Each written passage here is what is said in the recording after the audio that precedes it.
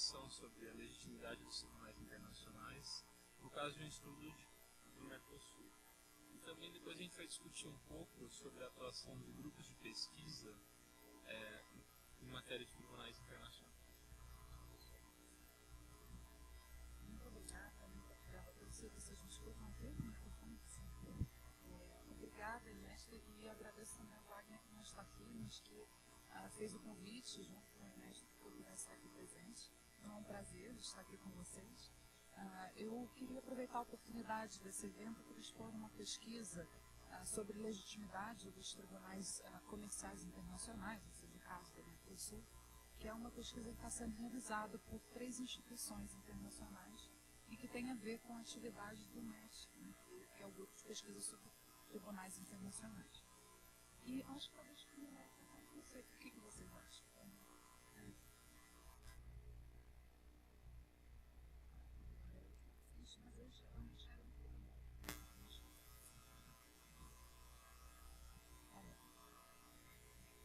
Então, esse projeto, na verdade, tem a ver com sobre a legitimidade dos tribunais comerciais internacionais. Ele é feito por ele é coordenado, na verdade, por uma instituição de pesquisa. Eu coloquei aqui nesse PowerPoint, mas a Universidade de hoje, ele é encabeçado por um projeto que se chama Curie Courts, da Universidade de hoje, e é feito em parceria com a NYU e também com a Sorbonne. São 3 instituições que estão atuando nessa área de cortes e tribunais internacionais, e mais especificamente no tema da legitimidade dos tribunais comerciais internacionais. Eles têm pesquisa sobre todas as áreas, não só na área comercial internacional, e outras pessoas estão envolvidas nesses projetos, mas eu especificamente estou envolvida nesse projeto dos tribunais comerciais internacionais, e a gente fez um evento no mês passado em Genebra, no Dispute Settlement Unit, que é a unidade da Universidade de Genebra, que trabalha somente com solução pacífica de controvérsias. É um programa de MBA que é muito interessante. O MBA seria, na verdade, nós no FGV às vezes gostamos de chamar de MBA, mas na verdade seria um programa de Master 2, né, um mestrado profissionalizante, que é muito interessante lá na Universidade de Genebra. E nessa oportunidade a gente discutiu sobre esse projeto de legitimidade dos tribunais.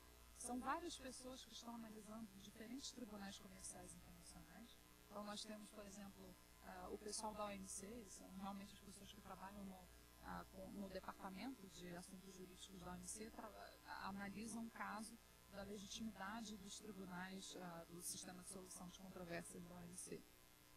Existem pessoas também que, os juízes do tribunal norte-americano relativo ao comércio também avalia o caso desse tribunal e a atuação com relação ao comércio e à legitimidade desses tribunais.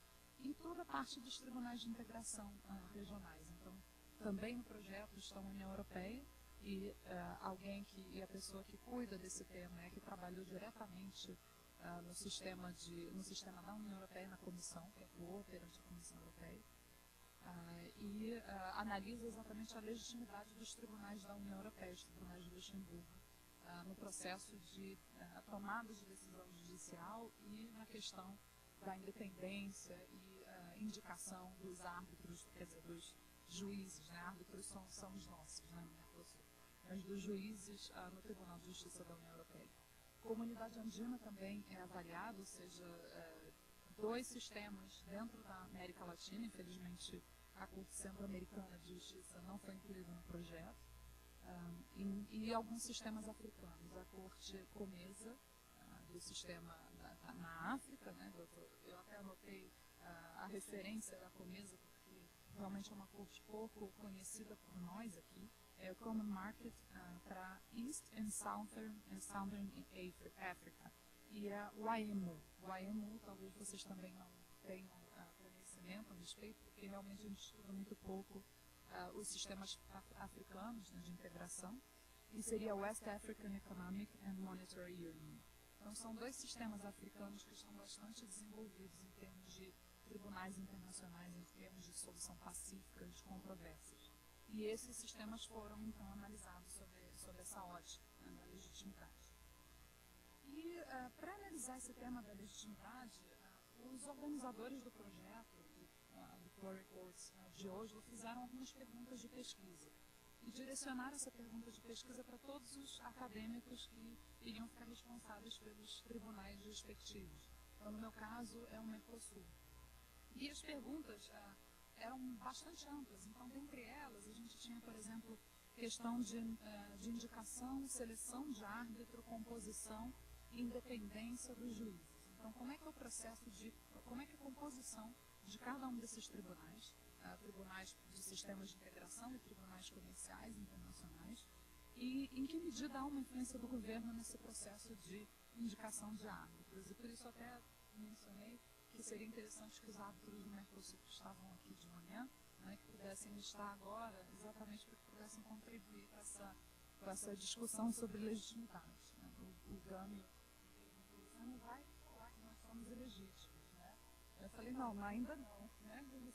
Ainda estamos aqui no processo de análise dos dados, né, de pesquisa. Né? O projeto ainda não está concluído, a gente vai fechar os artigos sobre a legitimidade a partir do mês de abril.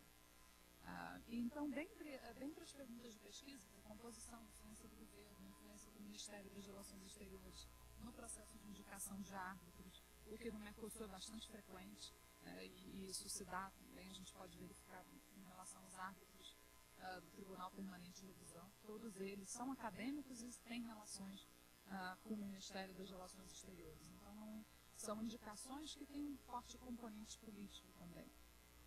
Além dessa questão da indicação, né, da composição e da independência dos juízes, existem questões sobre o procedimento.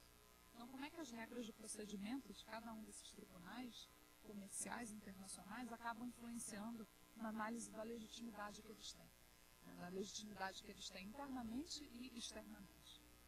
Além disso, processos de fact-finding, ou seja, se for preciso buscar informação, fazer algum tipo de buscar alguma expertise de pessoas externas ao processo de solução de controvérsia, como é que isso é feito e se é feito no Mercosul. Além disso, visões interpretativas, ou seja, como os tribunais do Mercosul interpretam os laudos do bloco, ou seja, os casos que são submetidos a eles. Será que eles, no momento em que interpretam os laudos, fazem referência a outros tribunais internacionais, por exemplo, a decisões da Corte Internacional de Justiça? Ou será que eles fazem referência a decisões da OMC? Ou será que, ao decidir com relação ao caso do Mercosul, eles fazem referência às decisões anteriores, de casos anteriores do próprio Mercosul? Então, como é que é feita essa questão interpretativa e o processo de tomada de decisão? E outro ponto seria o fórum shopping, ou seja, como é que será que nos tribunais do Mercosul essa regra é permitida? Ou seja, será que é possível que uma parte, quando tem uma controvérsia diante dela, vá ao tribunal do Mercosul, mas também possa ir a um outro sistema preferencial de comércio? Porque essa opção, mesmo que seja feita por razões de estratégia, ela diz muito com relação à legitimidade do tribunal, ou como as partes percebem a legitimidade do tribunal, né, o tribunal como sendo legítimo ou não.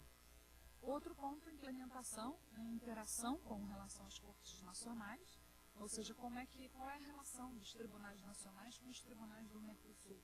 E aí eu estou me referindo ao caso do Mercosul, mas essas perguntas amplas foram feitas para todos os autores, todos os participantes do projeto. Então as visões são muito interessantes, porque quem atua com relação ao OMC consegue fazer tração paralelo com relação aos outros sistemas de integração regionais.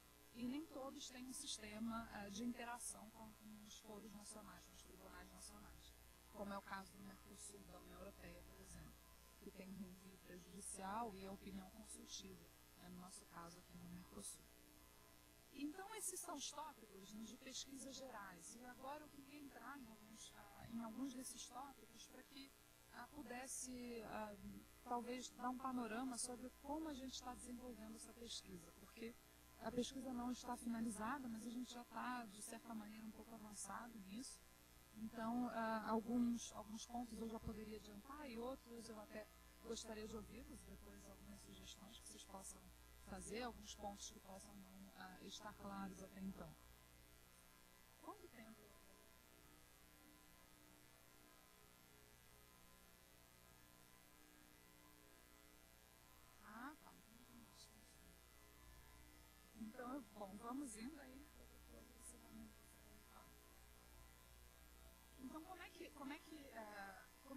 feito, então, essa divisão com relação aos tópicos.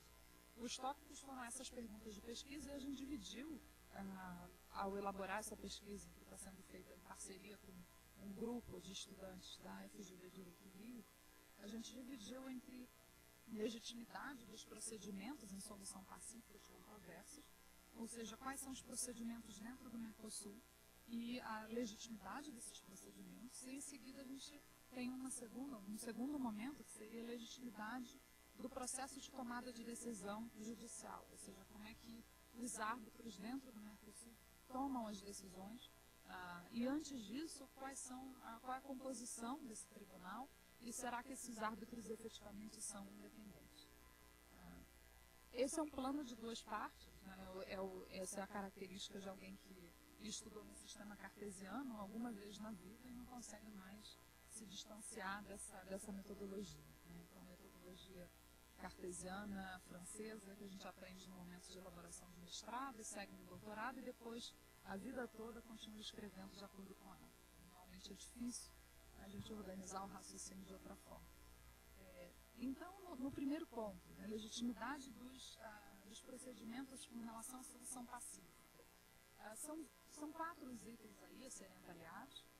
O primeiro seria a falta de um poder, de uma solução puramente jurisdicional no sistema de solução de controvérsias do Mercosul, porque efetivamente o sistema de solução de controvérsias do Mercosul, que evoluiu desde 1991 com o Protocolo de Brasília e hoje com o Protocolo de Olivos, ele ainda permanece sem uma instância puramente jurisdicional.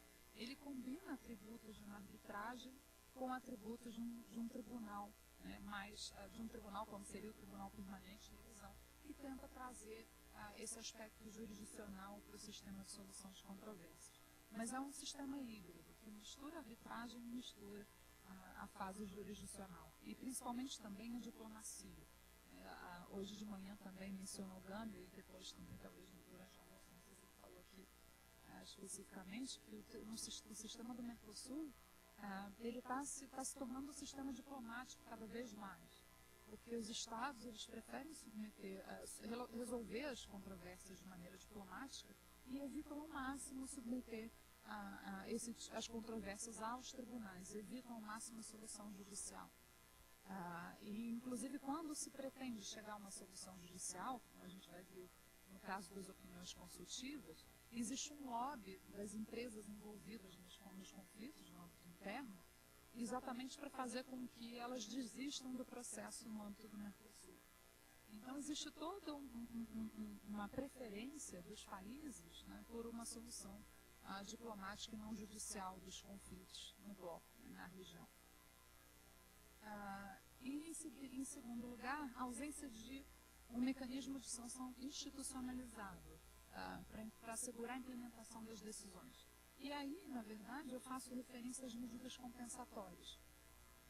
Porque no âmbito do Mercosul, a gente sabe que não existe um mecanismo de sanção a exemplo da União Europeia, por exemplo, que poderia impor uma sanção pecuniária a um Estado que descumpre o direito da integração e que poderia impor, por exemplo, 2 tipos de sanção, uma sanção posterior, né, progressiva, e uma sanção retroativa. Então, esse tipo de mecanismo não existe aqui no nosso sistema. E o que a gente tem, na verdade, é uma possibilidade de impor uma medida unilateral, forçando o cumprimento de um laudo do Mercosul por parte de um Estado. Exemplo de mecanismo de represália, né? Exemplo do que existe na OMC, porque o nosso sistema foi praticamente copiado do sistema da OMC. E a gente vai ver também quando isso ocorreu, a primeira vez em que isso ocorreu. Em terceiro momento, a ausência de um acesso direto e indireto dos indivíduos e da sociedade civil aos tribunais do Mercosul. De fato, isso também foi mencionado aqui de manhã. Eu não estive na primeira palestra do Amaral, que mencionou a possibilidade de acesso dos indivíduos. Alguém até perguntou, não me lembro se a pessoa está aqui, mas perguntaram sobre o acesso dos indivíduos, se seria possível ou não, né? E de fato, no sistema hoje, não é possível que o indivíduo, pessoa física ou jurídica, possa provocar diretamente o Tribunal do Mercosul. Só poderia provocar a seção nacional do grupo do mercado comum do seu Estado, respectivo. E aí, se realmente houver uma intenção política, aí sim é possível que o caso seja levado ao tribunal, mas nunca é o particular que provoca diretamente o tribunal. E uma forma que poderia ser usada para exatamente tentar balancear ou trazer um equilíbrio a essa falta de acesso do indivíduo seria o uso do mecanismo das opiniões consultivas, que também foi abordado aqui de manhã. Porque no sistema da União Europeia, as opiniões consultivas são consideradas a ação de descumprimento do cidadão europeu, que é mais ou menos o que a gente poderia utilizar aqui, ou seja, um indivíduo que provoca o seu judiciário nacional e pede que o juiz submeta uma demanda ao Tribunal Permanente de Revisão do Mercosul para que o Tribunal Permanente possa se pronunciar sobre a interpretação do direito. E quando o tribunal se pronuncia sobre a interpretação do direito, ele indiretamente pode acabar fazendo um juízo de legalidade das normas nacionais. E aí essa decisão pode ser utilizada pelo particular no âmbito do processo nacional, que estava suspenso até então. Então é interessante.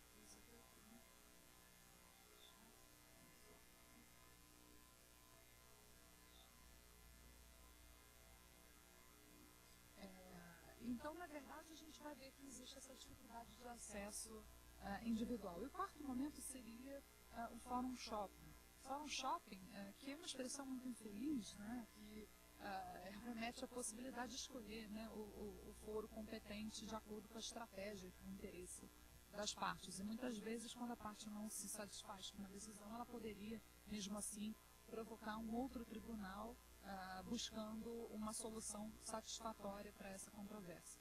Essa possibilidade de Fórum Shopping não mais existe hoje, a partir da adoção do Protocolo de Olivos.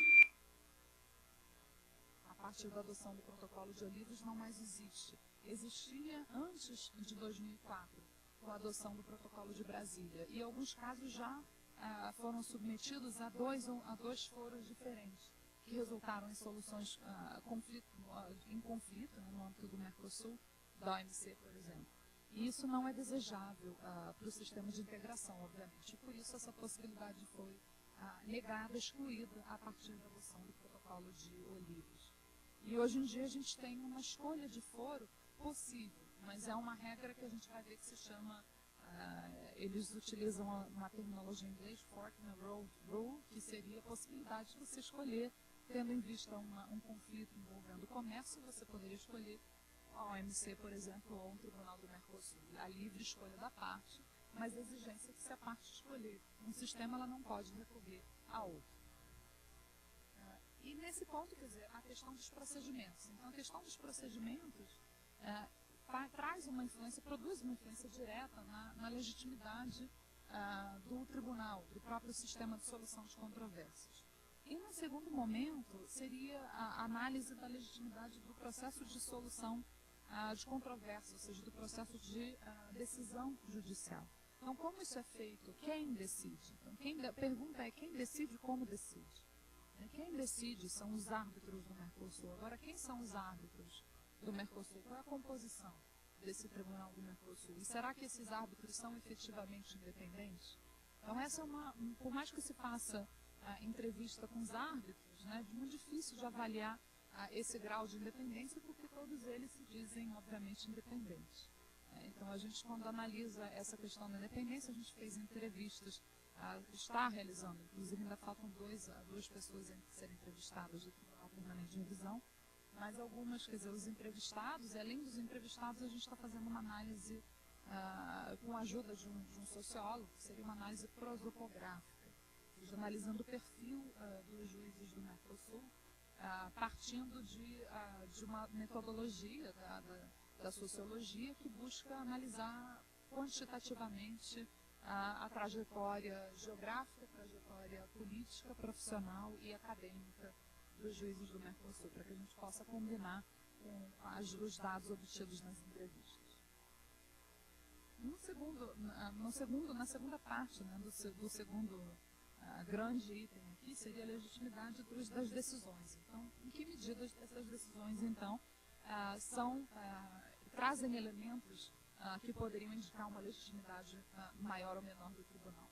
O conceito de legitimidade aqui a gente não está abordando, não foi inclusive mencionado porque foi objeto de muito debate há um mês atrás, quando a gente teve a conferência em Genebra, porque cada autor, nós não somos sociólogos, né, nós somos juristas, então cada autor trazia uma visão própria de legitimidade. Então a pessoa que trabalhou com o sistema da OMC, que era exatamente super conhecedora do sistema, mais conhecedora que ela realmente não há, porque ela trabalha no sistema há mais de 20 anos e é chefe do departamento jurídico, ela disse, olha, na minha visão eu tenho uma legitimidade como output e como input. E ela começou a avaliar de acordo com alguns critérios que diferiam dos outros. Então cada autor, cada jurista, porque efetivamente todos nós somos juristas, tentando encontrar um conceito comum de legitimidade. Aí os coordenadores do livro disseram, não, a gente na verdade agora vai definir na introdução do projeto a legitimidade, até porque a gente viu que existem várias formas de abordar o tema. Mas é interessante que seja o mais aberto possível. Então, por isso eu não estou me atendo à questão da definição, da conceituação do que seria a legitimidade para efeitos dessa pesquisa. E nesse primeiro, então, quer dizer, agora a gente vai passar rapidamente nos tópicos aqui, né, nos 4 tópicos do ponto 1 e nos tópicos do ponto 2. No nível A, quer dizer, na letra A, que seria o início de todo o processo, ou seja, explicar como é que funciona, como é que evoluiu historicamente o processo de solução de controvérsias do Mercosul, é interessante avaliar que desde 1991 já existia a intenção de criar um sistema permanente de solução de controvérsias. Mas esse sistema permanente, na verdade, nunca ocorreu. Desde 1991 já havia uma previsão no anexo 3º do Tratado de Assunção de que haveria um tribunal permanente, criaram um procedimento específico que não foi aplicado. E depois veio o Protocolo de Brasília, que trouxe uma regulamentação para o sistema de solução de controvérsias, e aí mesclou a parte política, né, a parte política obrigatória, com a fase arbitral. Então, de acordo com Brasília, com essa regra que acabou vigorando até 2004, quando entra em vigor o Protocolo de Olivos, existe uma fase diplomática, política, obrigatória, que depois, com o Protocolo de Olivos, passa a ser não obrigatório. E, na verdade, a gente tem com o Protocolo de Olivos, que se pensou que em 2004 haveria um sistema permanente, o que na verdade não ocorreu. Então, ainda assim, o sistema continua sendo transitório. E o tribunal, a todo momento, quando a gente lê os protocolos, lê o Protocolo de Olivos, a gente vê que havia intenção de se criar, e que há intenção de se criar um sistema permanente, mas que até o momento isso não ocorreu. E o sistema permanente seria, talvez, um futuro tribunal, uma corte de justiça para o Mercosul. A exemplo do que foi proposto pelo Parlamento do Mercosul já, em algumas ocasiões, né, todos os parlamentares acabaram seguindo uma consultoria do Alejandro Perotti, que já trabalhou na Secretaria do Mercosul, que conhece bastante o sistema, e ele auxiliou alguns parlamentares no sentido de propor um protocolo constitutivo de uma corte permanente para o Mercosul. E isso foi proposto, mas a gente vai ver que, na verdade, não se chegou a nenhum resultado concreto após essa proposta. E também existiram algumas iniciativas do encontro de Cortes Supremas do Mercosul, que acontecia muitas vezes em Brasília, aconteceu em Brasília há diversos anos seguidos, e lá também foi debatida a criação de um tribunal superior, supremo, né, para o Mercosul, que iria transpor todas as competências do Tribunal de Justiça da União Europeia para a nossa realidade, mas também não foi para frente porque não houve uma decisão dos Estados naquele momento. Então, na verdade, o que a gente tem hoje é um mecanismo que tem vantagens e desvantagens. As vantagens desse novo mecanismo têm a ver com a criação de uma corte permanente de revisão. E desculpe que está em inglês os PowerPoints, porque não tive tempo de traduzir, que foi agora que a gente teve essa discussão lá em Genebra, e aí eu estou trazendo a mesma sistemática que eu apresentei lá. Mas então é exatamente essa ideia, né? Corte TPM, que a gente chama de Permanent Appeals Court, que seria o Tribunal Permanente de Revisão, que não é nem permanente e também não é de revisão. Isso também os árbitros podem depois acrescentar com relação a esse ponto. E a regra Fork in the Road Rule, que seria exatamente essa questão de poder ainda escolher o sistema que o país prefere se submeter. Mas, de qualquer forma, não há mais fórum shopping, o que já é um grande aspecto positivo. Não há mais fórum shopping, existe um tribunal permanente de revisão, mesmo que ele não seja permanente e mesmo que ele não seja só de revisão, mas existe uma intenção, né, isso já demonstra a intenção de se criar um sistema permanente. A possibilidade de revisar decisões do tribunal ad hoc, porque antes de Olivos a gente só tinha um tribunal arbitral ad hoc e as decisões do tribunal não eram suscetíveis de recurso. E a partir desse momento de criação do protocolo de Olivos já é possível submeter a um recurso ao Tribunal Permanente de Revisão. E outro ponto seria as opiniões consultivas, que também foram abordadas aqui. A possibilidade de submeter uma opinião consultiva ao Tribunal Permanente de Revisão, ou seja, por um Estado interessado, ou seja, não é só um procedimento de juiz a juiz, como é o procedimento no âmbito da União Europeia. É um procedimento que pode ser de juiz a juiz, mas também pode ser enviado por um órgão do Mercosul que tem interesse em esclarecer uma questão de interpretação do direito do Mercosul. Em termos de desvantagens, né, do protocolo de Olivos, não há uma corte permanente, não existe uma solução só judicial, ou seja, mescla um procedimento de arbitragem judicial, ainda é transitório, ou seja, ainda não é um sistema permanente, que está aguardando a criação de um tribunal permanente. Não existe uma obrigação de submissão, ou seja, não há jurisdição, uma obrigação de submissão da controvérsia aos tribunais do Mercosul, mesmo quando existe uma questão comercial envolvendo membros do Mercosul. Ou seja, eles podem efetivamente submeter a controvérsia ao OMC quando eles consideram, e muitas vezes isso é feito por uma questão de credibilidade de estratégia, né, dos Estados-partes. Não existe acesso individual e também não existe um poder coercitivo autônomo. Então, esses são os pontos que a gente sempre aborda quando critica o sistema atual, que é o sistema de Olivos. Existem outros, evidentemente, outros pontos, mas esses são os mais importantes e os pontos que poderiam colocar em questão a legitimidade do próprio tribunal.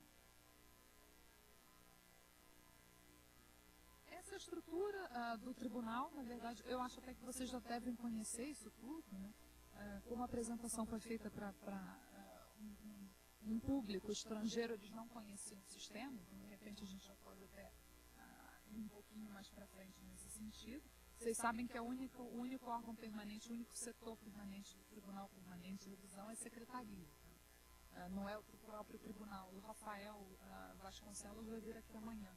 Ele trabalha na Secretaria do Tribunal Permanente de Revisão, é um grande conhecedor do sistema e ele vai poder falar sobre isso, porque na verdade a Secretaria é o órgão permanente do tribunal e os juízes eles estão permanentemente à disposição. Essa é a regra do protocolo. E na verdade os juízes recebem por caso. Isso vocês podem acessar também nas normas, com relação às normas administrativas do Tribunal do Mercosul. Os juízes recebem muito pouco, digo, em termos financeiros, né, por cada laudo. E o que é bastante criticado, se a gente for comparar com o valor, com o salário recebido por juízes da União Europeia ou juízes de outros tribunais de integração. Eles recebem por caso quando eles são chamados e, mesmo assim, são valores muito baixos comparados à prática internacional. E já houve aí críticas de acadêmicos, claro que isso a gente tem liberdade para dizer, mas não posso fazer referência à pessoa que fez essa observação, mas disse que esse pagamento, quer dizer, esse valor que é dado, que é pago aos árbitros, isso faz até com que eles tenham dificuldade de se posicionar contra os seus governos ou evitem se posicionar contra os seus governos, porque o custo é muito alto e eles não têm o retorno do próprio sistema de solução de controvérsias. Então, análises de acadêmicos, críticas de acadêmicos, mas é claro que a gente não pode, os árbitros não colocariam nesse sentido. Seria interessante contar com os árbitros aqui, mas a gente depois conversa a respeito. Existem alguns países que, inclusive, fazem parte do sistema de solução de controvérsias do Mercosul que não pagam o tribunal. E o exemplo mais, talvez mais chocante, seria o caso do Brasil, né, que desde 2008 não paga, não contribui para o sistema de solução de controvérsias do Mercosul. Quer dizer, está devendo mais de 600 mil dólares ao sistema, e que não é um valor tão importante para a economia brasileira, mas que continua, quer dizer, não faz o pagamento por uma questão interna, né, mas está em dívida. E é o país que tem maior dívida com relação ao sistema de solução de controvérsias, até maior do que o Paraguai. Aqui tem uma tabela comparativa de procedimentos dos tribunais do Mercosul e da Corte do Tribunal de Justiça da União Europeia.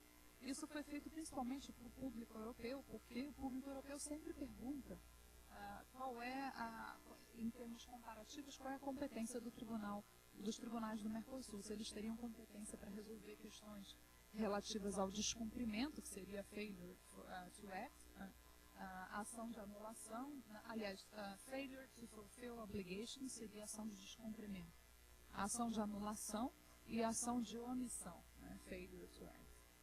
E a preliminary rulings, que seria exatamente o reenvio prejudicial.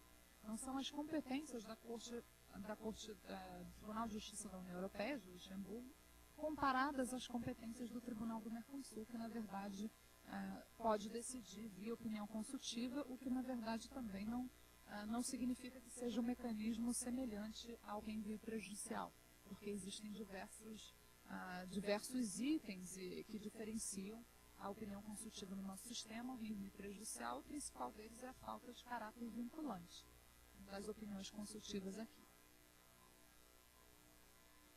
Essas seriam as iniciativas de reforma para a criação de uma corte permanente no Mercosul. As iniciativas que foram feitas, encabeçadas pelo Encontro de Cortes Supremos do Mercosul, e as iniciativas encabeçadas pelos parlamentares do Mercosul. Ambas iniciativas, elas buscam transpor o modelo europeu, então buscam transpor as competências da Corte Europeia para a realidade do Mercosul. E esse é um ponto também interessante, porque a proposta feita perante o sistema foi uma proposta avançada por Alejandro Perotti, que era o consultor tanto dos árbitros Adolfo Sá e Salom Pires, dos parlamentares, dos dois parlamentares que estavam envolvidos nesse processo de submissão, e também era consultor no caso da Corte Suprema. Então a proposta era quase a mesma, a proposta não diferia em termos substanciais, e os pontos principais dessa proposta envolvem o nome da corte, que a ideia já era criar uma corte permanente, a natureza dessa corte, ou seja, não haveria mais o caráter arbitral, não haveria mais uma exigência de solucionar pacificamente ou diplomaticamente as controvérsias, haveria um budget desse tribunal, ou seja, não dependeria mais de contribuições voluntárias das partes, né? Haveria uma mudança em termos de competência e em termos de legitimidade de acesso às cortes, o que seria facilitado, por exemplo, aos indivíduos. Os indivíduos poderiam acessar a corte justamente para questionar o comportamento do seu Estado, de um Estado quando descumpre as obrigações em virtude do direito do Mercosul. A questão até da competência, que seria o tipo de ação, todas aquelas ações que a gente viu que existem no âmbito europeu, que poderiam ser transpostas para a nossa realidade, a composição, árbitros permanentes, não só com disposição permanente, caráter exclusivo da jurisdição, ou seja, os estados que fariam parte do sistema não poderiam mais submeter sua controvérsia a um outro sistema preferencial de comércio, como seria o caso da OMC, como ocorre hoje no sistema do Mercosul, e excluiria, então, essa possibilidade, né, de o Fórum Shopping ou de Fork in the Road Rule, né, que permitiria esse duplo acesso. E, no final das contas, existiram declarações sustentando, dizendo, considerando que eram muito bem-vindas as declarações e as conclusões dos encontros das Cortes Supremas, mas que, na verdade, não resultaram em nenhum dado concreto, né? Foram apenas recomendações. E no caso do Parlamento do Mercosul, não bastava que o Parlamento fizesse uma proposta de norma, porque o Parlamento não tem poder decisório, como vocês sabem. O Parlamento do Mercosul só poderia propor uma norma e essa norma só poderia ser adotada pelos órgãos decisórios, Conselho do Mercado Comum, Grupo do Mercado Comum e Comissão de Comércio.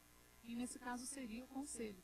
Então, enquanto o Conselho não se reunir e não adotar a norma, o processo então não vai andar. E nesse caso é aqui que a gente ficou parado, né? Não teve nenhuma sequência com relação a essa proposta de criação de um Tribunal Supremo, um Tribunal Permanente.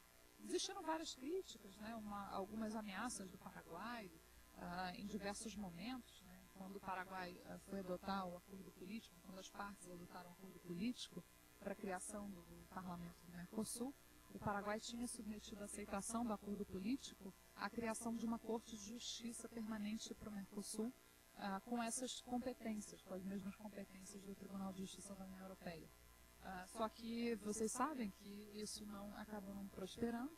O que aconteceu foi que o Paraguai elegeu os seus 18 parlamentares, antes até dos outros países elegerem por sufrágio universal, e os únicos parlamentares hoje eleitos por sufrágio universal são os paraguaios, no sistema do Mercosul. E a gente está aguardando a data para poder efetuar as eleições por sufrágio universal direto nos outros países. E o Paraguai fez isso, e todos sabem que foi uma tentativa de tentar assegurar um número mínimo de parlamentares paraguaios, para que a proporcionalidade não fizesse com que fosse diminuído o número de árbitros referentes a cada país. O segundo ponto que a gente abordou aqui se refere à ausência de um mecanismo de sanção institucionalizado, à ausência de um mecanismo para forçar a implementação dos laudos. Porque hoje existe um mecanismo de imposição de medidas compensatórias. Então, é novamente aquela lógica de um sistema que não está adaptado a uma organização para integração regional. Porque esse sistema que autoriza a imposição de um novo obstáculo ao comércio. Toda vez que os estados, então, um estado perde num laudo, ou seja, não tem ganho de causa, ele tem até 1 ano e dia para implementar uma medida compensatória, que é uma medida de retorção na área, no setor afetado, ou uma retorção cruzada, como no sistema da OMC.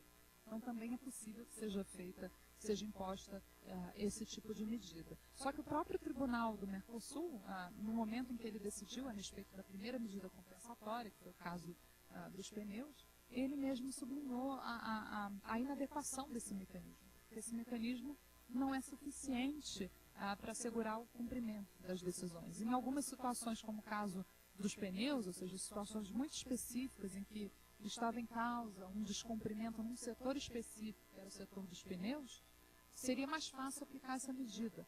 Mas em situações, por exemplo, como o caso das papeleiras ou o caso de corte de vias de comunicação entre a Argentina e o Uruguai, no caso dentro do Mercosul, isso já seria mais difícil, porque seria difícil arbitrar o valor da medida compensatória que poderia ser imposta num caso que não só afeta interesses econômicos, né, que afeta diversos interesses e vai além da esfera econômica.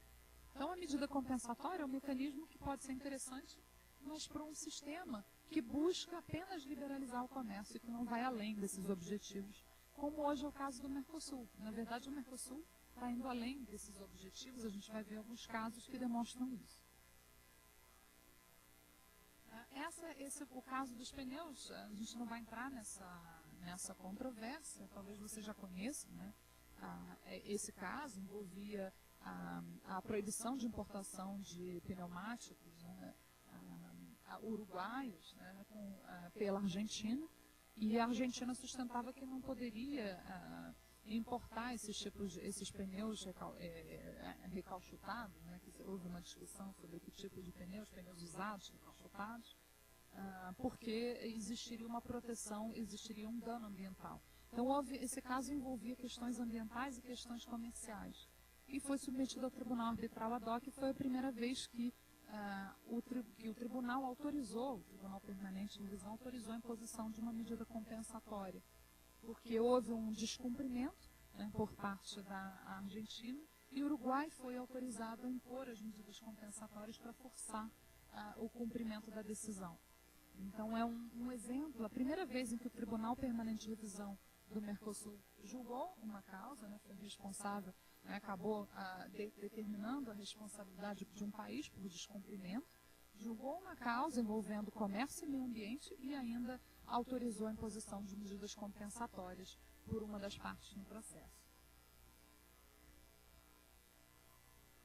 E a questão do fórum shopping, ou seja, a questão da possibilidade de provocar um tribunal externo ao sistema de integração regional.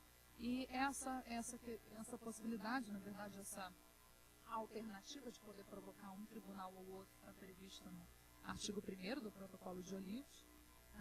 E, na verdade, hoje a gente tem alguns casos que demonstram que essa escolha pode ser feita por questões de estratégia. E até citei mais para frente, acho que eu coloquei mais para frente, alguns casos interessantes, como, por exemplo, o caso do corte de vias de comunicação, ou seja, o caso da versão mercosulina do caso dos pateleiros, que foi submetido aos nossos tribunais aqui. E que já demonstra, na verdade, não uma questão de fórum shopping, mas uma questão estratégica de escolha de jurisdição competente, baseada no que o Estado pretendia obter do tribunal. Ou seja, a Argentina, nesse caso, a gente vai ver que preferiu provocar a Corte Internacional de Justiça, mesmo havendo uma regulamentação do Mercosul a respeito da área ambiental, a respeito do direito ambiental. E prefere fazer isso porque existe uma possibilidade prevista no Estatuto do Rio Uruguai que regulamentava o uso comum do Rio Uruguai pelas duas partes. Então seria possível provocar ou a Corte da Haia ou o Tribunal do Mercosul, e houve uma opção. Houve uma opção porque a Argentina considerou que talvez no Tribunal do Mercosul, como haveria uma prioridade com relação a aspectos comerciais, e o meio ambiente sempre é visto como uma exceção ao livre comércio, como até o caso no sistema da OMC, que seria mais estratégico submeter a controvérsia à Corte Internacional de Justiça, porque a Corte Internacional de Justiça já resolveu conflitos envolvendo o meio ambiente, como o caso Gabsícovo-Magmaros, o caso do Lago Lanu, o caso do Rio Odera. Então, vários casos envolvendo preocupações ambientais, nos quais a Corte decidiu e levou em consideração as preocupações ambientais. Então, houve uma escolha de um foro, que foi feita praticamente ao mesmo tempo em que a controvérsia de corte de vias de comunicação chegou ao Tribunal Arbitral Ad hoc do Mercosul. Essa provocação, essas pizzas, na verdade, demonstram a provocação, os Estados e como eles se colocam perante o sistema de solução de controvérsias do Mercosul, a escolha dos Estados de provocar um sistema de solução de controvérsias do Mercosul ou outros sistemas. E aqui a gente tem que, na verdade, a gente pode perceber, inclusive, sob a égide do Protocolo de Brasília e depois sob a égide do Protocolo de Olivos, que existem muito poucos casos, são poucos casos submetidos ao Tribunal do Mercosul. Tanto que os próprios árbitros disseram: nós estamos permanentemente à disposição e se nós não atuamos é porque nós não temos casos, nós estamos aguardando que os Estados nos enviem casos para que a gente possa decidir a respeito. Então, existem poucos casos submetidos, e o Brasil, por exemplo, que tinha sido ativo no âmbito do Protocolo de Brasília, passa a não ser praticamente mais ativo no sistema do Protocolo de Olivos, que acaba não submetendo nenhum tipo de controvérsia ao Tribunal Permanente de Revisão do Mercosul, isso desde 2004. Então, essas pizzas, essas análises já mostram que os países, não é que não existam controvérsias, mas a escolha pelo mecanismo de solução tem se dado muito mais na via diplomática e muito menos na via judicial. Há uma opção por submeter as controvérsias aos mecanismos diplomáticos, como até foi discutido por Dilma com o Mujica agora recentemente, como vocês talvez tenham visto. E aqui, com relação à falta de acesso individual e direto dos indivíduos ou da sociedade civil aos tribunais do Mercosul, a gente tem efetivamente um procedimento especial para reclamação, mas que, na verdade, não faz com que exista, não transforma, não confere uma legitimidade ativa dos indivíduos perante o tribunal diretamente. O sistema hoje ele não permite essa hipótese, mas também não é ilusório pensar que no caso da União Europeia havia essa hipótese. Não há essa hipótese, porque no momento que os pais fundadores criaram o Tribunal de Justiça em Luxemburgo, eles, desde o início, inclusive até hoje, afastaram o indivíduo do sistema, não permitindo que os indivíduos pudessem provocar o tribunal para colocar em causa uma má atuação do seu Estado. Então, até hoje, não é possível que o tribunal seja provocado por um indivíduo quando há uma crítica de uma ação, de uma má atuação do seu Estado. Essa possibilidade só existe no âmbito nacional, ou seja, só é possível que um indivíduo provoque seu tribunal nacional para colocar em questão uma má atuação do seu Estado e nunca perante o Tribunal Permanente de Revisão aliás, nunca perante o Tribunal de Luxemburgo. Ou seja, mesmo no sistema da União Europeia não há um acesso individual contra o Estado. O único acesso individual que existe, as possibilidades que existem de acesso individual, seriam contra os órgãos, ou seja, quando uma instituição da União Europeia decide e o faz violando o tratado, ou quando adota ou não adota uma norma quando deveria adotar. Então, para questões de anulação e para questão de anulação e omissão, né, especificamente. Então, não há acesso individual em muitos sistemas. O caso do Mercosul não é uma exceção. Mas a mudança que se propõe em relação à criação da Corte de Justiça para o Mercosul busca exatamente utilizar a experiência comparada do sistema centro-americano e do sistema da Comunidade Andina, que já prevê um acesso mais amplo do que o próprio sistema da União Europeia. No que tange ao ponto 2, que seria a legitimidade do sistema de tomada de decisão, a gente, na verdade, tem alguns minutinhos, mas eu já estou...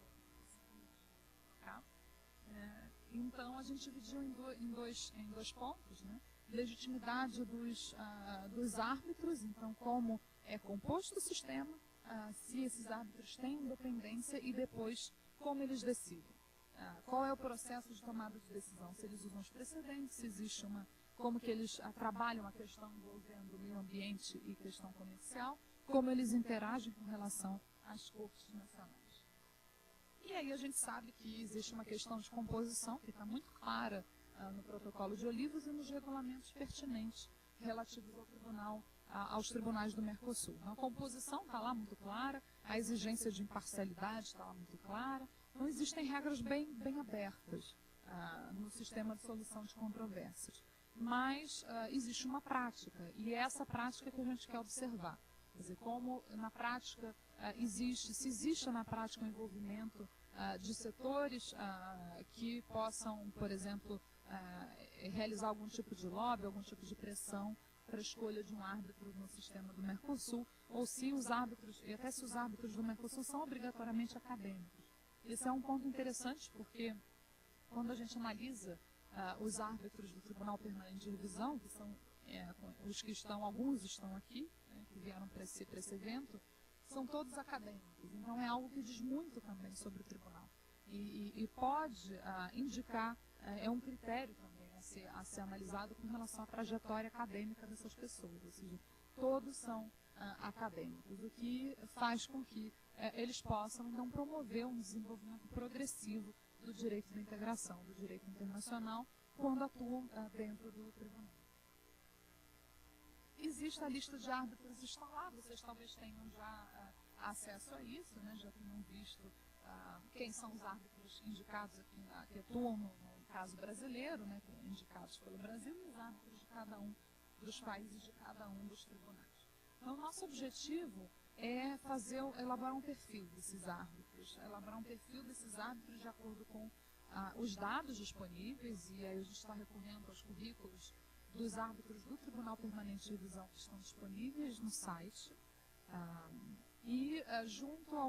gente também busca as informações no Lattes, que eles disponibilizam para cruzar esse tipo de dado e verificar, elaborar essa tabela prosopográfica, tentando desenhar a trajetória desses árbitros no âmbito do Mercosul.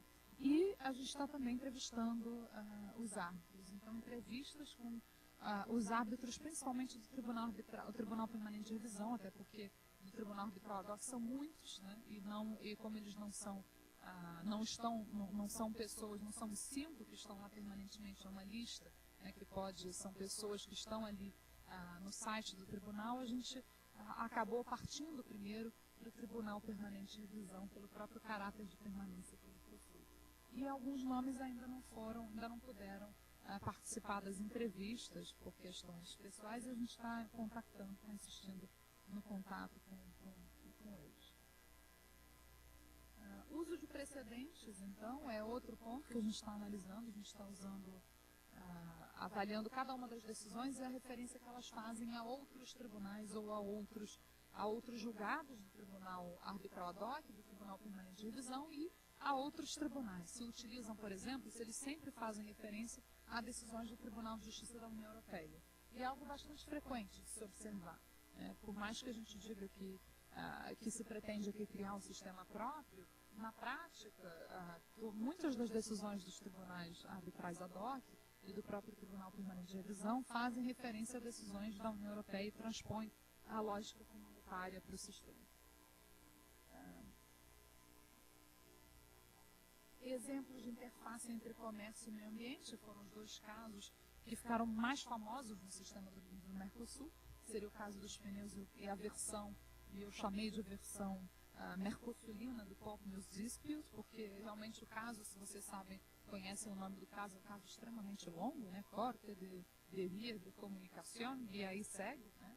E as pessoas realmente não entendem qual seria essa ideia, qual seria a diferença do caso perante o Mercosul e qual seria a diferença do caso que foi submetido à Corte Internacional de Justiça. Então foram 2 casos muito diferentes, mas que já demonstram que no caso que poderia haver uma opção pelo foro do Mercosul, mas houve uma opção pelo foro da Corte Internacional de Justiça em virtude do artigo 60 do Estatuto do Rio Uruguai. A questão era totalmente outra, né? A questão perante a Corte Internacional de Justiça tinha a ver com o descumprimento do Estatuto do Rio Uruguai, ou seja, uma obrigação de uso racional e ótimo do Rio Uruguai, uma obrigação de consulta, né, e de informação sobre todas as atividades potencialmente poluentes que poderiam ser desenvolvidas por uma parte que pudessem produzir efeitos com relação a outra parte que divide um rio, né, internacional.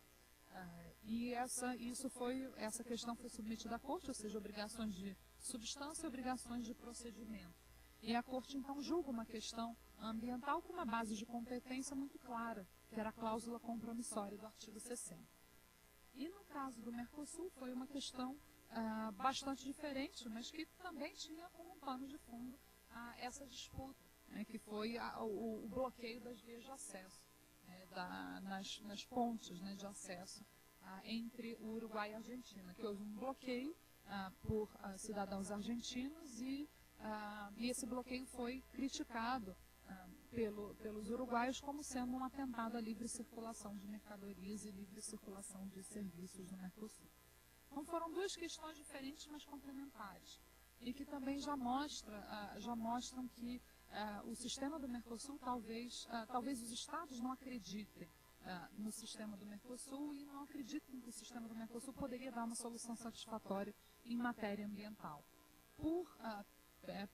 levando em consideração que o meio ambiente ainda é visto como uma exceção em sistemas comerciais internacionais. E o segundo, a letra B daquela nossa sequência era exatamente a questão da interação com as cortes nacionais. Esse é um fluxograma de opinião consultiva submetida por um órgão judicial nacional, ou seja, por um juiz nacional, mas as opiniões consultivas também podem ser submetidas por outros órgãos do Mercosul. Então não é esse fluxograma, ele mostra apenas um tipo de opinião consultiva, né, aquele submetido pelo juiz. Então o juiz nacional encaminha para a sua Corte Suprema. Essa também é uma discussão muito interessante, porque no nosso sistema é preciso sempre que passe pela Corte Suprema e notificado aos outros estados, mas a Corte Suprema faz um juízo que, de acordo aqui com o STF, é um juízo de admissibilidade. E a gente se questionou muito na época em que a emenda regimental aqui foi adotada, porque questionando se esse exame de admissibilidade poderia, na verdade, ir além do que a Corte Suprema deveria fazer, ou se é apenas uma questão formal, né, que tipo de exame de admissibilidade seria feito pelo STF no momento de encaminhar uma opinião consultiva ao Tribunal Permanente de Revisão do Mercosul. E esse correio, ou seja, esse intermediário, isso não existe nos outros sistemas. Só existe no nosso sistema aqui. E até agora a gente tem, na verdade, 3 opiniões consultivas. Vocês sabem que o sistema das opiniões consultivas não é obrigatório, ou seja, o juiz da causa, se ele tiver dúvida sobre a interpretação da norma do Mercosul, ele pode fazer o pedido. E o Tribunal do Mercosul, o Tribunal Permanente do Mercosul, quando emitir opinião consultiva, essa opinião consultiva não é obrigatória para o juiz da causa, ou seja, mesmo ela não vinculante, não obrigatória, e no sistema da União Europeia ela pode ser obrigatória se tiver a ver com interpretação e for submetida por um tribunal de última instância, ou se a matéria versar sobre validade, aí sempre é obrigatório. No nosso caso do Mercosul, teoricamente, a questão só pode versar sobre interpretação. Então, o tribunal interno, o tribunal nacional brasileiro ou de qualquer um dos Estados-membros do Mercosul só podem questionar casos de interpretação. Só que também gerou controvérsias, porque na implementação desse procedimento, via acordatas e via circulares do Paraguai, da Argentina, inclusive do Mercosul, do Brasil, perdão, ficou muito ambíguo isso. Alguns países disseram, a gente pode, o nosso órgão jurisdicional pode submeter uma questão envolvendo a validade da norma. E isso não está previsto no regulamento das opiniões consultivas. Então, as normas internas de implementação do procedimento das opiniões consultivas, elas estão expandindo o que estava previsto no regulamento do Mercosul. Então, os estados, os próprios tribunais estão expandindo a competência que não estava atribuída claramente via regulamento do Mercosul. E, inclusive, dando legitimidade para as partes, porque no sistema aqui vocês estão vendo que é o órgão jurisdicional. A parte, teoricamente, não poderia fazer esse pedido, mas em algumas normas internas, a parte pode provocar o juiz diretamente, não é só o juiz de ofício. Então, tem toda uma regulamentação interna que pode ser conflitante com relação a isso. E hoje a gente tem, na verdade, 3 opiniões consultivas, mas existem 2 em que houve desistência, né, da Argentina, e essa desistência também foi vista por muitos como sendo uma questão de lobby das empresas que estavam envolvidas no conflito interno, que fizeram uma certa pressão para que não fosse submetida a opinião consultiva. E agora a gente tem mais 7 opiniões consultivas que estão aguardando, que também vêm da Corte Suprema Argentina. E essas 7 opiniões ainda não foram, quer dizer, não há notícia no site, mas são informações internas, que essas opiniões vão chegar ao tribunal, desde que não haja novamente uma negociação, para que o tribunal não se pronuncie com relação a ela.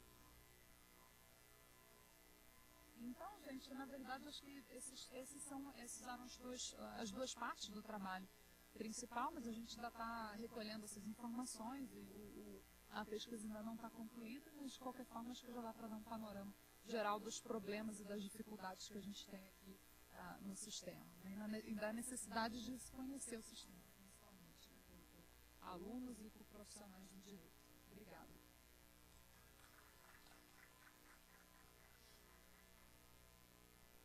Obrigado, professora Paula, pela apresentação. Gostaria de abrir a oportunidade para questionamentos, para algumas perguntas. Alguém gostaria de formular alguma para a professora Paula?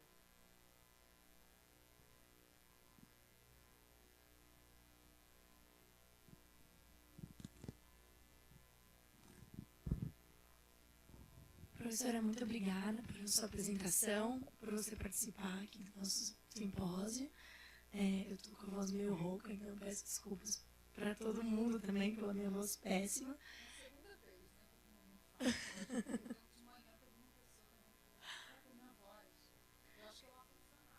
Também. Vocês estão parecidos com o Rio de Janeiro. Rio de Janeiro lá eles botam menos 10. A gente vai em Castol. Professora, qual o prazo de conclusão para a pesquisa de vocês? Essa é a minha primeira pergunta, nem tem alguma, só para a gente mais ou menos ter uma ideia também, até para convidá-la no próximo ano, quem sabe, para vir aqui falar sobre a conclusão da sua pesquisa. Outro ponto interessante também que eu considerei, eu gostaria de saber um pouco sobre a sua percepção sobre a implementação dessas possíveis iniciativas de reforma, que eu também achei isso muito interessante, mas que às vezes a gente tem uma visão um pouco cética sobre isso, e eu acho que seria interessante saber a opinião de vocês que estão participando, enfim, dessa pesquisa e têm mais conhecimento de causa. E com relação à questão do aporte financeiro mesmo, do TPR, a minha dúvida é, até considerando um pouco, eu vou puxar um pouco a sardinha para o meu lado agora, que eu sou coordenadora de Cortes Regionais de Direitos Humanos aqui no NET. E aí eu comecei a pensar mesmo nos tribunais regionais de direitos humanos, enfim, no aporte financeiro que essas cortes recebem, enfim, sistema europeu, e eu só pensei sistema europeu e o sistema interamericano. E a gente bem sabe que a Corte Interamericana de Direitos Humanos também não tem um financiamento lá que seja muito, enfim, considerável. E aí a minha dúvida também é com relação a essa questão do aporte financeiro para o TPR, se isso também não seria um entrave, até mesmo para uma reforma mais efetiva do tribunal, e, enfim, e a consideração dele mesmo como um tribunal permanente. Enfim, é isso. Muito obrigada, professora. Professor, você prefere responder de bloco ou pessoa por pessoa? Tá bom. Não sei como tem mais perguntas. Tem? Então, você prefere... Não? Então eu respondo. Obrigada. Obrigada pelas perguntas, muito interessantes. A primeira com relação à conclusão da pesquisa, o prazo que a gente tem é até abril. No ano que vem não é muito grande, né, o nosso prazo. Que na verdade o projeto já começou há mais ou menos há quase um ano, né, 8 meses. E a gente teve um encontro presencial em Genebra, agora mês passado, em que cada acadêmico responsável, acadêmico e prático, né, responsável por um tribunal específico, por um sistema de solução de controvérsia específico, tinha que apresentar as suas conclusões prévias, né, um draft do projeto. E aí, a partir de agora, a partir dos comentários que foram feitos, lá em Genebra a gente está trabalhando nessa versão final. E vai ser em abril, só que o livro provavelmente a gente deve lançar mais para o final do ano, porque a gente ainda vai ter com certeza observações de pessoas de outros autores, ainda vai ter uma roda de críticas, então ainda vai demorar um pouquinho. Mas é um projeto realmente bem interessante. Eu acho que esse centro na Universidade de hoje é um centro que está bastante atuante nessa área de cortes e tribunais. Eles estão fazendo um trabalho muito bom.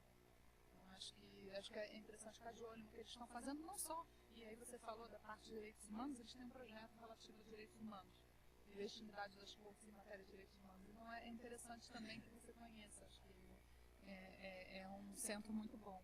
E eles aceitam, acho que pesquisadores e tudo, visitantes, né? Se vocês estiverem fazendo mestrado, doutorado, é um local interessante para conhecer.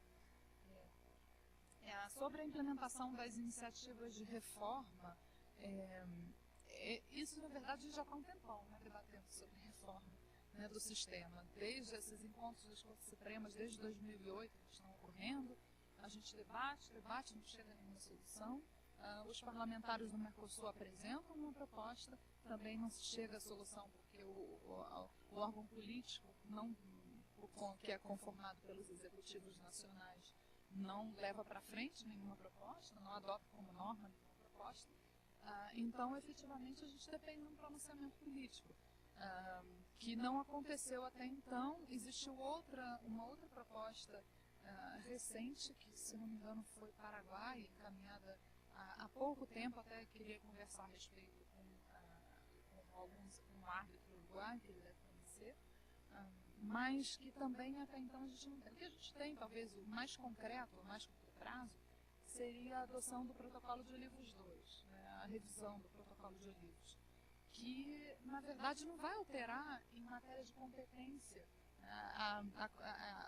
o processo perante o Tribunal do Mercosul, que vai fazer tentar adaptar o sistema de solução de controvérsias do Mercosul à entrada da Venezuela, por exemplo, e a composição, né, alterar a composição do tribunal, ou seja, questões mas internas. E se pretende também que hoje a secretaria, existe o Tribunal ad hoc e a Secretaria do Tribunal Permanente de Revisão, que ficam em locais diferentes. Então a ideia é que tudo seja concentrado em Montevidéu não, em Assunção, perdão, que tudo seja concentrado em Assunção e que todas essas funções sejam no mesmo local para facilitar os procedimentos, né, para facilitar o trâmite interno dos processos no tribunal. Mas são mudanças pequenas, muito pequenas com relação ao desafio que se tem. Então, em curto prazo, eu acho difícil haver uma mudança. Eu acho que a mudança que pode acontecer, que já está acontecendo, é muito mais na linha das opiniões consultivas. Porque isso não depende das diplomacias nacionais, pelo menos não diretamente. E o que depende dos indivíduos, depende das pessoas físicas e jurídicas, na verdade, o instrumento mais importante. Na União Europeia, o reenvio prejudicial foi o principal incidente processual. Né? E foi um incidente processual que permitiu que existisse primazia do direito da União Europeia e permitiu que existisse efeito direto. Então, se não existisse o reenvio prejudicial, hoje o indivíduo não poderia invocar uma norma da União Europeia perante um tribunal e ele também não poderia fazer valer essa norma com relação ao direito nacional. Os tribunais nacionais sempre teriam tendências da prevalência ao direito nacional. Então, o reenvio prejudicial no âmbito europeu foi muito importante, mas quem é que provoca o tribunal para que ele possa submeter um pedido de reenvio? É o advogado da parte. Então, o advogado da parte invoca uma norma do Mercosul e, caso o juiz tenha dúvida sobre a aplicação dessa norma, a parte pode fazer uma solicitação para que o juiz encaminhe a opinião consultiva. Então, eu acho que a evolução do sistema ela tem chances de ocorrer via mecanismos de opinião consultiva. Caso os advogados sejam atuantes e levem as opiniões consultivas ao sistema. Inclusive, o próprio Rafael vai falar que amanhã, do tribunal, e ele dá aula para vários juízes, ele dá cursos sobre a submissão de opinião consultiva, porque os juízes nacionais, assim como os juízes na década de 60 na União Europeia, não sabiam o que era isso. Não sabem o que é isso. Então, não sabem que eles podem, de ofício, submeter uma dúvida ao Mercosul se eles não souberem como a norma deve ser interpretada. Então, passa por uma questão de abertura e dos juízes nacionais a outros sistemas, porque aqui no Brasil a gente sabe que uma abertura para o direito internacional é muito pequena, né? Não se aplica muito pouco o direito internacional em geral, inclusive o direito do Mercosul. Então, é algo que eu acho que precisa ser promovido, né, pelas universidades. O debate precisa acontecer, não só na área do Mercosul, mas no direito internacional em geral, para que as partes possam invocar essas normas, e aí provocando indiretamente o Tribunal do Mercosul. Porque ao provocar indiretamente o Tribunal do Mercosul, eles vão ser obrigados a decidir.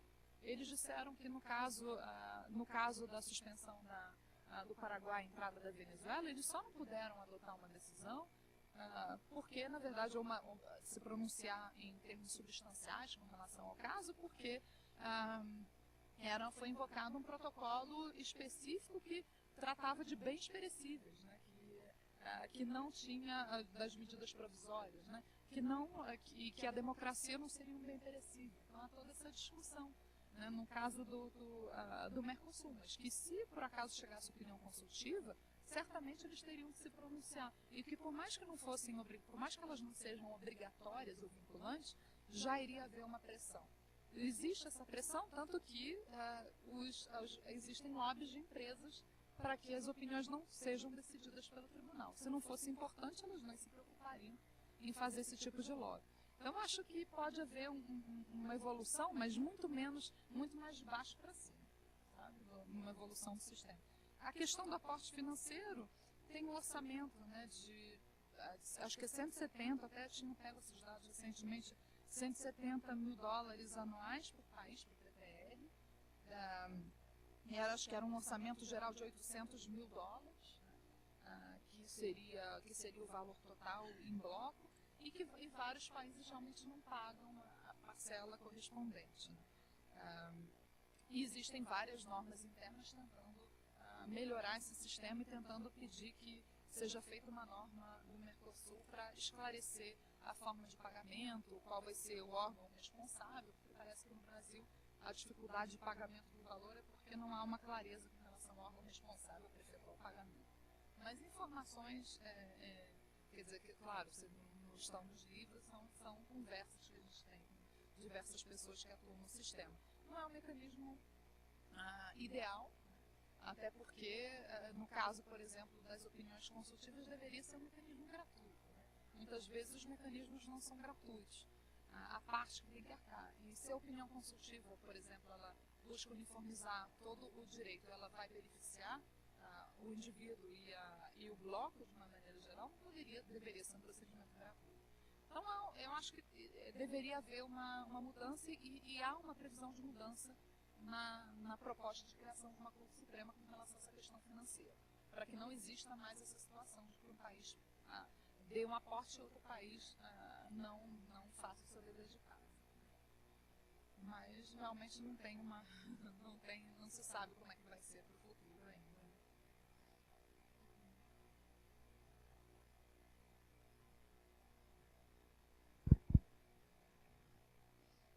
Boa tarde, meu nome é Ranieri, queria cumprimentar a professora Paula pela excelente palestra e, claro, toda a equipe pela excelente organização.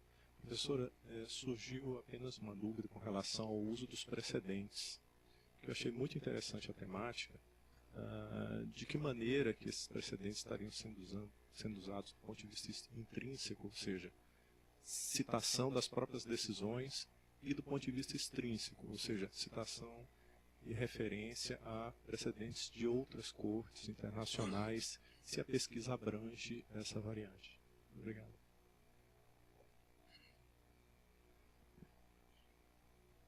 A pesquisa, na verdade, abrange esses dois aspectos. Né? O intrínseco, quer dizer, se nas decisões, nos laudos do tribunal, se eles fazem referência a laudos anteriores, e também se nessas decisões eles fazem referência a outras decisões de outros tribunais.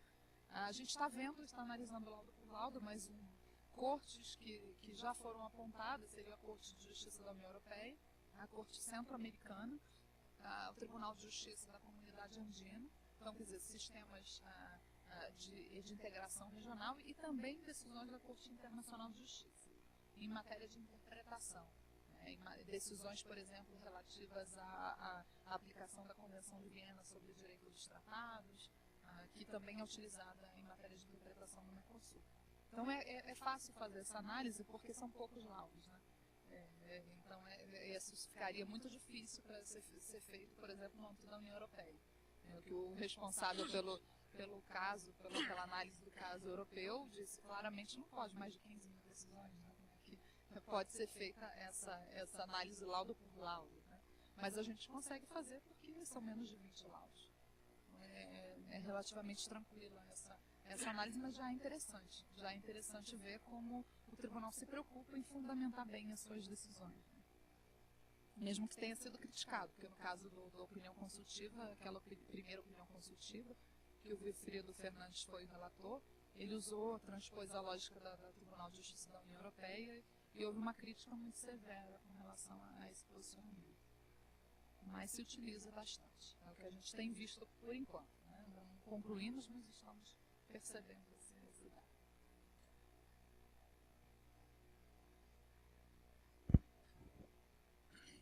Professora Paula, boa tarde. Parabéns pela exposição. Também agradeço a sua exposição e também parabenizo os integrantes do NET pela organização do evento. Esse ano, a tônica da nossa pesquisa, no grupo de estudos, recaiu muito sobre a importância do diálogo da jurisprudência de cortes internacionais. Nós tivemos a oportunidade de estudar a Convenção do Direito do Mar das Nações Unidas, a chamada Convenção Montego Bay. E no artigo 297, ele prevê a hipótese de que um litígio concernente a uma disputa sobre o direito do mar possa ser remetido não somente ao Tribunal Internacional do Mar, mas também à Corte Internacional de Justiça e também a cortes arbitrais. E a nossa conclusão foi a seguinte: essa convenção internacional ela vai muito além e amplia os horizontes do direito internacional, contribuindo para um diálogo de fontes e criando um sistema internacional mais robusto, uma perspectiva de uma sistemática unitária do direito internacional. E, conforme a senhora fez a sua exposição, me pareceu que essa previsão da Convenção das Nações Unidas é muito semelhante ao Fórum Shopping, se eu não estou enganado. Então eu gostaria de saber a respeito da senhora, qual a posição que a senhora entende a respeito do Fórum Shopping, ou seja, da possibilidade de remeter conflitos a diferentes órgãos de solução de controvérsias. De fato, essa previsão da Convenção de Montego Bay é uma previsão bastante inovadora, né, que indica que existe uma obrigatoriedade de solução pacífica da controvérsia, né, seja por qualquer meio, tribunais distintos, mas existe uma obrigatoriedade de solução pacífica e via mecanismos jurisdicionais. No caso do Mercosul, acho que é um pouco diferente. Existe a gente pode chamar de Fórum Shopping, principalmente o que existia antes da entrada em vigor do Tratado do Protocolo de Olivos. Após a entrada em vigor, o que a gente tem hoje é um mecanismo que mistura a arbitragem, mistura um mecanismo jurisdicional. Então, existe a possibilidade de escolha de tribunais competentes, existe lá, está lá no artigo 1º, eu posso ir ou para a OMC, eu posso ir para o Mercosul, uma mesma controvérsia relativa a assuntos comerciais, só que a diferença é que, no caso, a gente está falando de um sistema de integração regional. Então, eu acho que existe, em qualquer outro sistema de integração regional, essa possibilidade não existe. Então, por quê? Porque as partes que fazem parte de um sistema de integração regional que busca justamente a cooperação entre os Estados, as partes não devem provocar um outro tribunal que estaria fora dessa realidade, que não necessariamente buscaria os mesmos objetivos dessa organização. Então, eu acho que no caso do Mercosul e no caso da União Europeia, por exemplo, na União Europeia não existe essa possibilidade, mas no caso do Mercosul não deveria haver essa possibilidade. Eu acho que é diferente de uma convenção que prevê uma obrigatoriedade de solução pacífica, de um mecanismo judicial. É que num sistema que busca a integração regional deveria haver obrigatoriedade de solução de controvérsias envolvendo os países que compõem aquele sistema. Então eu acho que na verdade se desnatura o próprio objetivo de criar um sistema de solução de controvérsias se eu posso submeter minha controvérsia ao OMC e depois, na verdade, buscar por questões de conveniência provocar o OMC e não provocar o Tribunal do Mercosul. Eu acho que isso poderia existir em outros tratados ou em outros sistemas que não fossem sistemas que buscariam a integração regional. E essa é a forma, talvez, como eu vejo a questão, não é exatamente a previsão de Montego Bay. E eu acho que devia, na verdade, não é um sistema que demanda uma cláusula compromissória, é um sistema de jurisdição automática, né? O sistema do Mercosul é de jurisdição automática, só que existe essa possibilidade. Então, deveria haver uma jurisdição automática, efetivamente, mas sem haver a possibilidade de escolha estratégica de submissão de controvérsia a outro sistema preferencial, como já ocorreu no passado. Mais alguém?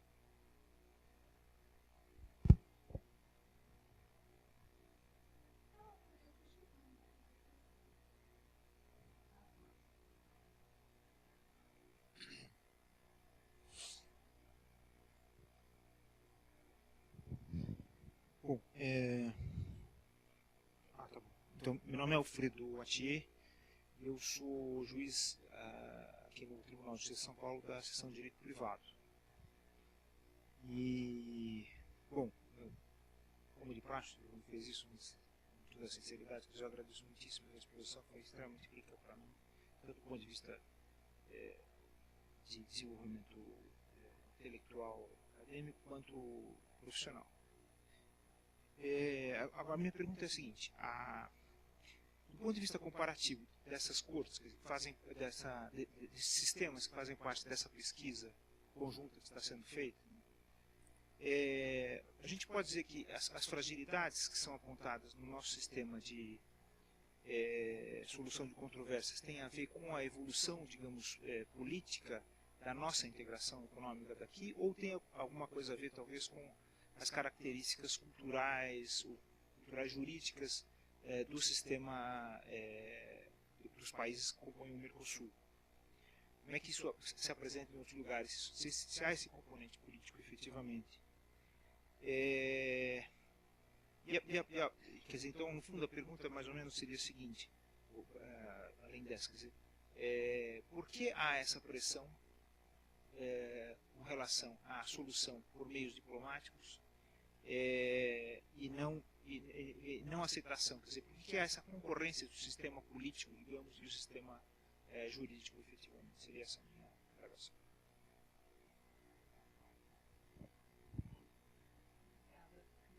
Ótimas perguntas, inclusive foram ótimas aqui também, e eu vou tentar responder, porque de fato é pergunta um pouco mais aberta, né? Então, se eu não tiver respondido, depois você me avisa.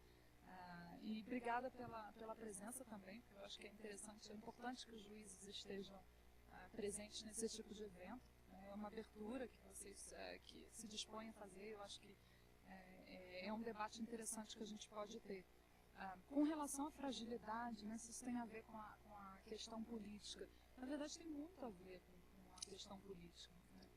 Analisando os diferentes sistemas, muita gente vai dizer, bom, nós aqui no nosso sistema, nós não podemos transpor a lógica.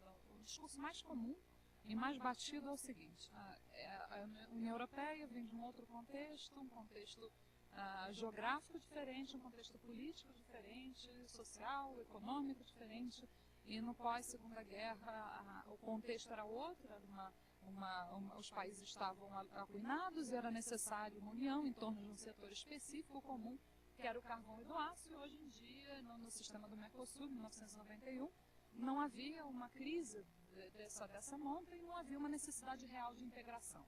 Então, essa sempre se justifica dessa forma. Eu acho muito interessante isso, mas eu acho que, na verdade, isso não elimina a falta de coerência que existe hoje no sistema. Né? Porque é muito fácil dizer que a gente vem de um outro sistema, de um outro contexto, mas criar um Frankenstein como se cria hoje. Né? E um sistema que, na verdade, acaba sendo até incoerente. Porque, imagine, a gente tem cria um mecanismo de opinião consultiva, que é um mecanismo de cooperação de juiz a juiz. E quando o juiz emite uma opinião consultiva, o Tribunal Nacional não é obrigado a aplicar. Então, os sistemas são criados todos pela metade. Né? Quer dizer, existe uma preocupação em aplicar o direito do Mercosul pelo juiz nacional. Se não existisse, não haveria opinião consultiva. Então, existe uma preocupação de que as partes possam invocar o direito do Mercosul perante os tribunais nacionais. Mas, para que as partes possam invocar esse direito, elas têm que conhecer esse direito. E se a gente olha no site do Mercosul, as normas que foram implementadas ou estão em vigor, elas não constam no site do Mercosul. O que consta no site do Mercosul são as normas adotadas. Ou seja, existe uma diferença entre as normas aprovadas pelos órgãos decisórios e as normas que estão efetivamente em vigor, ou seja, que já passaram por um processo de incorporação em todos os estados. Então, como que eu espero que alguém use o sistema de opinião consultiva? Quer dizer, eu crio o sistema, crio as normas que produzem efeitos nos indivíduos, mas eu não crio os mecanismos para isso. E não há transparência no processo. Então, se eu vou acessar o site do Mercosul, vou verificar lá que existem normas, eu não sei se elas estão em vigor. O que eu faço? De acordo com algumas entrevistas, foi recomendado, liga ali na divisão de atos internacionais do Itamaraty, faz uma ligação para a divisão do mercado comum, que eles vão te informar se a norma está em vigor. Aí eu falei, mas como assim? Cada caso, quer dizer, a pessoa física ou jurídica tem que entrar em contato, tem que fazer uma ligação, mandar um e-mail, para saber se a norma está em vigor. Então, isso já é algo muito curioso. Né? Acho que foi 2004, não me lembro ao certo, houve um relatório que tinha sido divulgado sobre o estado de incorporação das normas do Mercosul, e como esse relatório foi elaborado por Perotti e Deise Ventura, vocês devem conhecer também, né? São dois excelentes acadêmicos, né, que conhecem profundamente o sistema. Quando elaboraram esse relatório e criticaram as falências desse processo, mostraram que situações os estados estavam, por exemplo, estados que há 10 anos não incorporavam uma normas paradas no poder legislativo, no poder executivo. Depois que eles divulgaram isso, alguns dias depois o relatório foi declarado reservado. E depois dessa declaração de reservado, ninguém mais tem o dado atualizado disponível de forma transparente a respeito das normas em vigor. Então já passa por isso. Passa por essa questão de que existem mecanismos, mas não existem, para que possam ser utilizados esses mecanismos, não se dá a possibilidade. Né? Os estados não se preocupam com essa possibilidade. Eu me lembro que a própria comissão do Mercosul, de representantes permanentes, tentou uma vez elaborar uma cartilha do cidadão do Mercosul. Eles disseram, a gente elaborou uma cartilha com as normas para os cidadãos do Mercosul, para que todo mundo possa saber que normas existem na área de saúde, na área de meio ambiente, na área de direitos humanos. Quer dizer, o Mercosul hoje não é só uma organização que busca solucionar ou tratar de questões comerciais, né? Vai muito além disso. Então eles elaboraram uma cartilha do cidadão no Mercosul e disseram que ela ficou lá, porque as diplomacias nacionais não foram buscar o documento e ela ficou numa pilha, num canto, na comissão de representantes permanentes. Então eu acho que existe também uma falta de interesse, talvez, porque todo mundo diz, mas o sistema não funciona, mas se o sistema não funciona é porque a gente não faz nada para que ele funcione, né? Que as pessoas não fazem, não é só um papel dos governos, é papel dos indivíduos também, né? Então as pessoas não se preocupam com o funcionamento do sistema. Então, claro que existe um componente político, mas também existe uma atuação que deve ser mais frequente da sociedade civil e que ainda não é talvez tão ativa como poderia ser. O componente político, se você comparar com outras cortes internacionais, claro que a gente vai ver, por exemplo, às vezes até pode se chocar, porque se for analisar o exemplo da Corte de Justiça Centro-Americana, existem evoluções que vão muito além do que existe no Mercosul.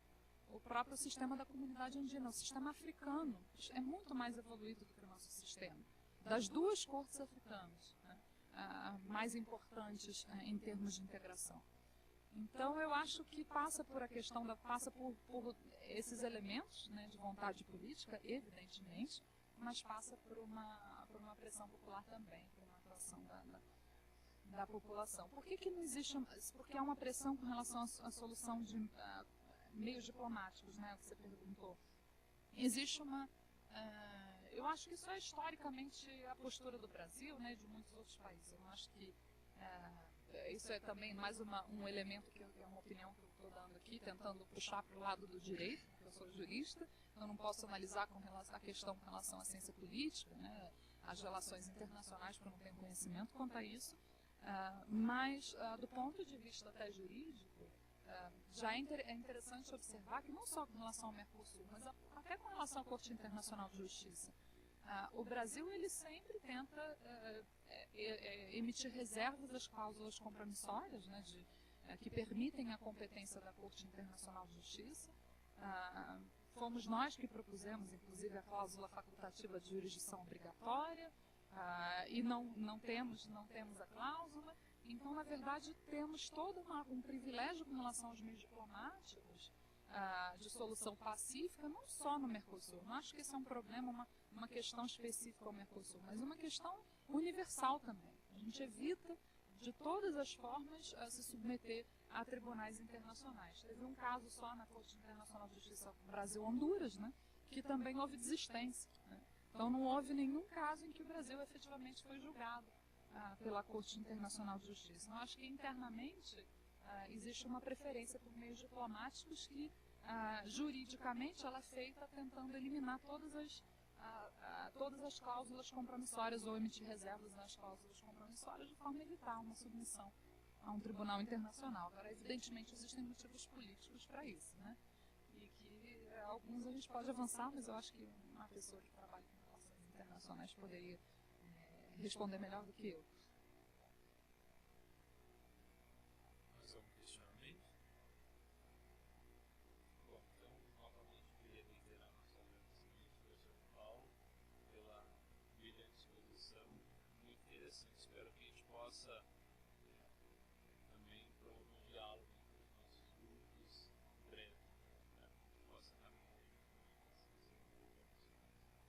Ernesto, esse é um outro ponto que a gente estava conversando agora, né? A gente podia pensar em fazer alguma coisa, alguma atividade conjunta, porque lá na FGV a gente tem um grupo não tão não tão organizado quanto o de vocês, porque vocês já estão bem mais à frente que a gente, né, nessa questão de estruturação, de organização do grupo, e a gente queria contar com a ajuda de vocês, para que possa então criar um grupo e fazer atividades em parceria com vocês. Obrigada.